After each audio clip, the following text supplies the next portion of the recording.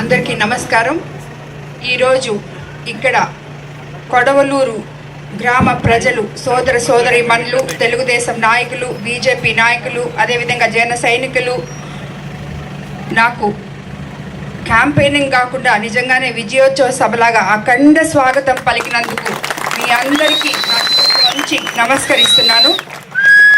ఈరోజు మన నాయకులు గౌరవనీయులు చంద్రబాబు నాయుడు గారి జన్మదినం కాబట్టి ఆయనకి ముందుగా మనం అందరం జన్మదిన శుభాకాంక్షలు అందజేసుకుంటాం. ముందుగా నేను ఇక్కడ ఈ కోవూరు నుంచి ఎన్డీఏలో ఉమ్మడి ఎమ్మెల్యే అభ్యర్థిగా మీ ముందుకు వచ్చాను, మీ ఆడపడుచుగా మీ ముందుకు వచ్చాను. అదేవిధంగా ఎంపీగా వేమిరెడ్డి ప్రభాకర్ రెడ్డి గారు చంద్రబాబు నాయుడు గారి ఆశీస్సులతో మేమిద్దరము మీ ముందుకు వచ్చాము. మీరందరూ నమ్మకంతో మీ పవిత్రమైన ఓటును సైకిల్ గుర్తు మీద వేసి ఎంపీగా ప్రభాకర్ రెడ్డి గారిని, ఎమ్మెల్యేగా నన్ను గెలిపించాలని, తద్వారా మన చంద్రబాబు నాయుడు గారిని ముఖ్యమంత్రిగా చేసుకోవాలని, తెలుగుదేశం ప్రభుత్వం మన ప్రజల ప్రభుత్వం తిరిగి అధికారంలోకి రావాలని అందరినీ కోరుకుంటున్నాను. దానివల్ల తెలుగుదేశం ప్రభుత్వం అధికారంలోకి వచ్చిన తర్వాత మనం అందరం ఎన్నో సమస్యలు చెప్తున్నారు. ప్రతి గ్రామంలో, ప్రతి దగ్గర, ముఖ్యంగా ఇప్పుడు కొడవలూరులో మెయిన్ రోడ్డుకి అది రోడ్డుకి దగ్గరగా ఉంది ఆ ఊర్లన్నీ, కాలనీలన్నీ. ఆ కాలనీ వాసులు కూడా వాళ్ళకి డ్రైనేజ్ సిస్టమ్ లేక, రోడ్లు లేక, సరైన వసతులు లేక వాళ్ళు ఎంతో ఇబ్బంది పడుతున్నారు. అది ఎన్నో సంవత్సరాల నుంచి, గత తెలుగుదేశం ప్రభుత్వంలోనే వాళ్ళందరికీ ఇళ్ళు వచ్చాయని చెప్పారు. ఒకే ఇంట్లో 4 కుటుంబాలు నివసిస్తున్నారు. అదేవిధంగా ఇప్పుడు వచ్చిన వైఎస్ఆర్సీపీ ప్రభుత్వంలో అభివృద్ధి అనేది జరగలేదు. ఇక్కడ ప్రతి గ్రామంలో ఎన్నో సమస్యలు ఉన్నాయి. కానీ స్థానిక ఇప్పుడు ఉన్న ఎమ్మెల్యేలు ఈ 5 సంవత్సరాల నుంచి కాదు కదా, వాళ్ళు 6 సార్లు గెలిచామంటున్నారు. మరి ఏం చేశారో నాకు అర్థం కావట్లేదు. నాకు రాజకీయం తెలియదు, ఏం సమస్యలు ఉన్నాయో తెలియదు, ఎవరో స్క్రిప్ట్ రాసిస్తే నేను చదువుతున్నాను అని చెప్తున్నారు. నిజమే, నాకు రాజకీయం తెలియదు. మీలాగా సంస్కారం లేని మాటలు, జీపులెక్కి మైకులు తీసుకొని ఎక్కడైతే స్త్రీని గౌరవిస్తారో అక్కడే మనకి విజయం లభిస్తుంది, ఏ దాంట్లో అయినా. కానీ వీళ్ళకి సంస్కారం లేని మాటలు మాట్లాడుతూ ఓడిపోతామనే ఫ్రస్ట్రేషన్లో ఏం మాట్లాడుతున్నారో అర్థం కాకుండా మాట్లాడుతున్నారు. నేను ఒకటే చెప్తున్నాను, నిన్న రెడ్డిపాళెంలో మాకు వాళ్ళే అక్కడ గ్రామస్తులు ఫ్లోరైడ్ కంటైన్ వాటర్ ఉంది అని చెప్పారు, అక్కడ ఏమీ లేదని చెప్తున్నారు ఈరోజు. సో ఇలాగా మీరు చేసిన తప్పులు గ్రామంలోకి వెళ్ళి వాళ్ళకి ఏం కావాలో కనుక్కునే ఓపిక, తీరిక మీకు లేదు. ఎందుకంటే మీ టైం అంతా గ్రావెలు, ఇసుక ప్లస్ ఇంకోటి కమిషన్లు, దీంతోనే మీ జీవిత కాలం 5 సంవత్సరాలు సరిపోయింది. సో ఇప్పుడు మీరు ప్రజల దగ్గరికి పోయి వాళ్ళకి ఏం కావాలి, మీ సమస్యలు ఏంది, మీకు నిజంగా ఉన్నాయా ఇవన్నీ అని కనుక్కునే ఓపిక మీకు లేదు. మీకు అంతా షాడో ఎమ్మెల్యేలు. సో వాళ్ళతో సరిపోతుంది. ఇప్పుడు కొత్తగా మేము వచ్చామని చెప్పి ఓడిపోతామనే భయంతో ఒక మహిళని ఎదుర్కోలేక చంద్రబాబు నాయుడు గారు ఒక మహిళకి 62 సంవత్సరాల తర్వాత కోవూరు నియోజకవర్గంలో ఉన్నతమైన ఎమ్మెల్యే పదవి ఇచ్చి నిలబెడితే నన్ను ఎదుర్కోలేక అడ్డమైన మాటలని మాట్లాడుతున్నారు. కానీ మీకు ఒకటి తెలుసో తెలీదో, ఎక్కడ అభివృద్ధి జరగలేదు. అభివృద్ధి అంటే రోడ్లు, డ్రైనేజ్ ఇవన్నీ పక్కన పెట్టండి, ఇంకా చాలా కాలువలు ఉన్నాయి, రోడ్లు ఉన్నాయి, లింక్ రోడ్లు ఉన్నాయి. అన్నీ తాగడానికి మనుషులకి నీళ్లు లేవు. నిన్న రాముడిపాలెంలోకి వెళ్తే 3 అడుగులు గుంటలో ప్రెగ్నెంట్ ఉమెన్గా మహిళలు కానీ, గర్భిణీ స్త్రీలు కానీ, ముసలోళ్ళు కానీ 3 అడుగులు కిందకు దిగి ఆ దాంట్లో నుంచి నీళ్లు పట్టుకొని తాగుతున్నారు వాళ్ళు. ఎక్కడయ్యా మీరు ఇవన్నీ చూసింది? మీకు అంత తీరుకుందా? మీరు ఆల్రెడీ రాజకీయం చేసిన నాయకులు, మీకేం తెలుసు అని మాట్లాడతారు. మరి రాజకీయం చేస్తే ఇవన్నీ ఎక్కడ చూసారు మీరు? ఎప్పుడు చూసారు? ఎందుకు ప్రజలు ఇంత కష్టపడుతున్నారు? నాకు తెలుసు రాజకీయం అంటే ఏంటో. నేను ప్రజలకి నా డబ్బుతో సేవ చేయడానికి వచ్చిన దాన్ని, అంతేగాని గ్రావెలమ్మి, ఇసుకమ్మి, మాఫియాలు చేసి, మైనింగ్లు చేసి అక్రమ సంపాదనతో సేవ చేయడానికి నేను రాలేదు, అక్రమ సంపాదనతో ఎలక్షన్స్ చేయడానికి అంతకన్నా రాలేదు. మాట్లాడితే డబ్బు డబ్బు డబ్బు అని మాట్లాడతారు. ఏంటి డబ్బు? మీ దగ్గర ఉంది. కోవూరు నియోజకవర్గాన్ని అంతా అవినీతిమయం చేసి 600 ఎకరాలు లేఅవుట్లు వేస్తే ఎకరాకు 5 లక్షల దగ్గర కమిషన్లు తీసుకొని ఆ డబ్బంతా ఏం చేస్తారో తీసుకొచ్చి ప్రజలకు పెట్టండి. మీరు సంపాదించిన డబ్బులు ప్రతి గ్రామంలో కనీసం 5% పెట్టింటే ఈరోజు గ్రామాలు ఎక్కడ ఉండుండేటి. అది చేయలేదు. ఈరోజు ఏదైతే మాట్లాడతారు, ఇక్కడంతా దోచుకొని తీసుకుపోయి హైదరాబాద్లో దాచిపెట్టుకొని మళ్ళీ మేము రాజకీయ నాయకులు అంటారు. మేము 9 సార్లు పోటీ చేస్తాం, 6 సార్లు గెలిచాం, మాకు రాజకీయం తెలియదు అంటారు. ఏంటి మీరు చేసే రాజకీయం? ఇదా రాజకీయం? నేను చేసి చూపిస్తాను, చూడండి, నన్ను గెలిపించండి.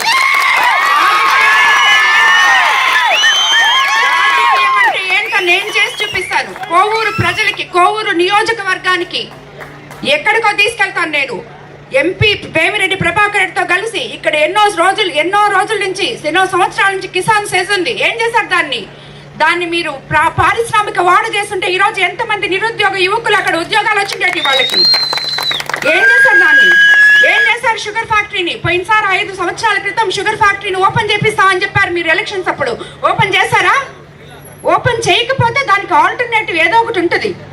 దాన్ని ఏం చేయాలో చూడండి. ఎందుకు అక్కడ పెట్టేస్తున్నారు? బకాయిలు చెల్లించారా? చెల్లించలేదు. ఏమీ చేత కాకుండా మీ పార్టీకి మీరు మా ఇసుక గ్రావెలు అన్నీ తీసేసుకొని ఎక్కడ పడితే అక్కడ తవ్వేసి నీళ్లు ఊర్లలోకి వచ్చేసేటట్టు చేసేసి ఇప్పుడు ఏదేదో మాట్లాడుతున్నారు.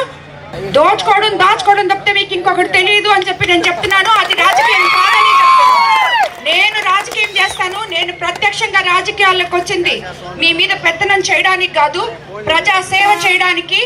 మీకు తప్పకుండా మీకు ఏమైతే చేయగలనో ప్రతి పల్లెని పట్టణంగా తీర్చిదిద్దానని మీకు మాటిస్తున్నాను.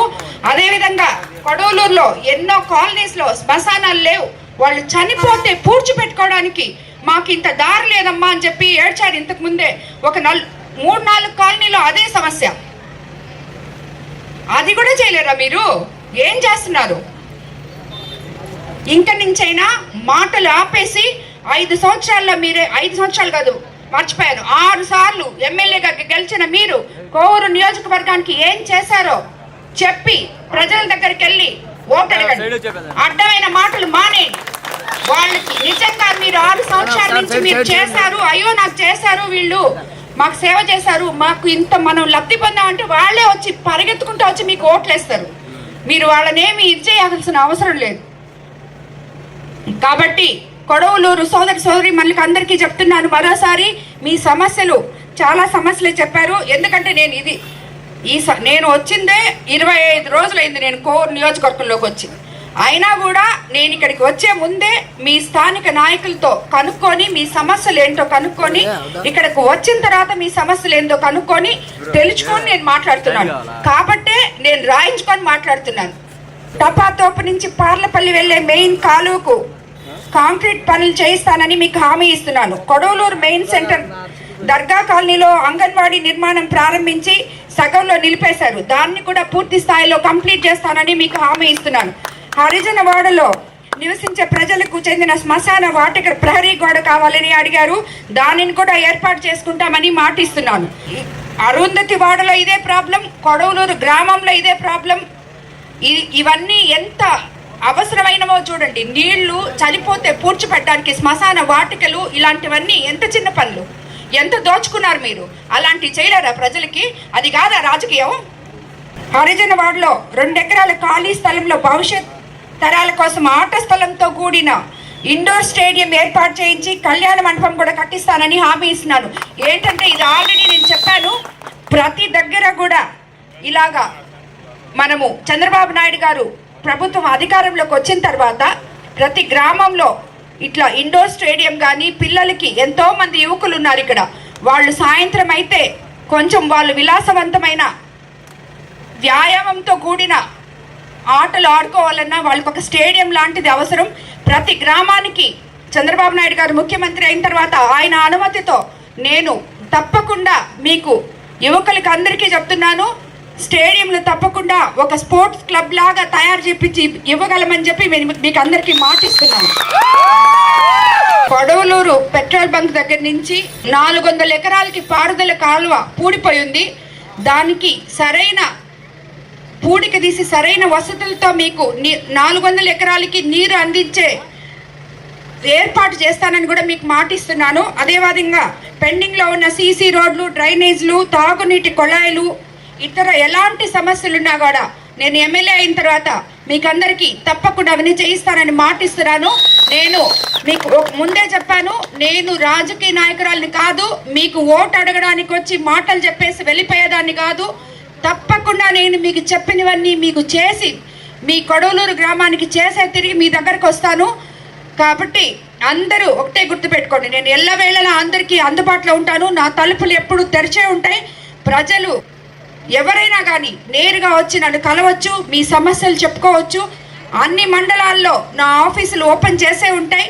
కాబట్టి ఎవ్వరు కూడా అవతల వాళ్ళు చెప్పే వాళ్ళకి ఫ్రస్ట్రేషన్ వచ్చేసి ఓడిపోతున్నామని ఇప్పుడు మిమ్మల్ని అందరినీ చూసి ఇప్పుడు ఆల్రెడీ అనుకుంటా ఉంటారు, ఈ జన సందోహం చూసి మేము ఎలాగో ఓడిపోతున్నామని. కాబట్టి అది వాళ్ళకి మైండ్లోకి వచ్చేసింది కాబట్టి ఏవేవో మాట్లాడుతున్నారు. కాబట్టి మీరు ప్రజలారా మీరందరికీ నేను ఒకటే చెప్తాను, అర్థం చేసుకోండి, ఆలోచించండి. మీ పవిత్రమైన ఓటును సైకిల్ గుర్తు మీద ఎంపీ వేమిరెడ్డి ప్రభాకర్ రెడ్డికి నాకు వేసి గెలిపించండి.